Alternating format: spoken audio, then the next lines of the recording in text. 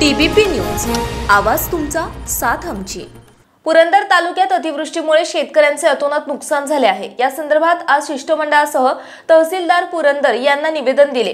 पुरंदर तालुक्यातील पावसामुळे नुकसान झालेल्या पिकांचे पंचनामे तातडीने करण्यात यावेत अशी मागणी केली। यावेळी माजी आमदार अशोक टेकवडे, जिल्हा परिषदेचे माजी अध्यक्ष जालिंदर भाऊ कामठे, भारतीय जनता पार्टीचे अध्यक्ष निलेश जगताप, श्रीकांत ताम्हणे, मयूर जगताप, अजिंक्य टेकवडे, पांडुरंग देवकर, महेश राऊत, महादेव शेंडकर, गणेश मेमाने, दिलीप अप्पा कटके, संदीप कटके, अनिल भोगळे, समीर भिसे, अरुण न्हावले, मंगलताई पवार, मैनाताई जाधव, राजेंद्र कोलते, हरिश्चंद्र भापकर, दशरथ उबाळे, शिवाजी बारसुडे, सोमनाथ राणे, श्रीकांत राणे आणि इतर पदाधिकारी उपस्थित होते।